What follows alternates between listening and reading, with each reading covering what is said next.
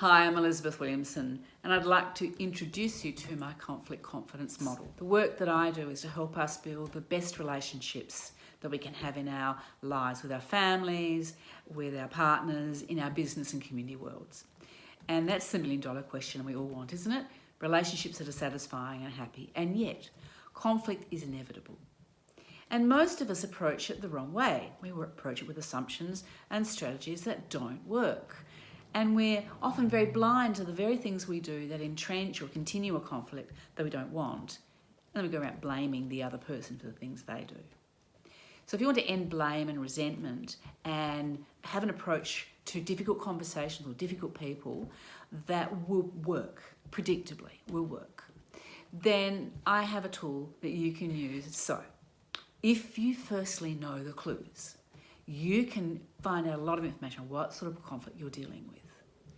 We all tell stories, and the story that's being told by different people about this conflict will often be contradictory, but there's the first clue, to listen and to watch and understand the different perspectives that are there in any conflict story. We need to be able to stay centered when those difficult emotions hit us. The worry, the uncertainty, the sense of chaos and confusion that sometimes is involved in complex conflicts. We need to be able to be concise and not get lost in details and minutiae that actually have nothing to do with the real issues, and avoid defensiveness, because it never works. It's never understood by the other person when we're defensive in the way that we want it to be. And we need to be able to work towards a future that we want rather than be locked into a past that we didn't want. And yet, if you watch most people's arguments, that's what they're doing. It's not a forward conversation, it's a rehashing of the past, fault and blame. It'll go nowhere. And most importantly, we can't do this all by ourselves. We didn't grow up in families where people taught you good conflict skills for the most of us. And for the most of us, we've had really awful relationships personally, and definitely off at work, where we've lost our confidence and we can be feeling really stuck. So my 6-step model: know the clues of the stories you're seeing and understand yours, because it may not be reality.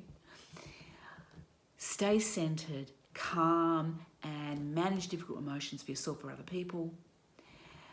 Be concise, so be more present by doing less in situations that are chaotic or highly emotive. And keep a future choice in what you're doing so that you know the direction you're going in, and have great support. Know how to get the support you need so that you can confidently move towards the relationships you want.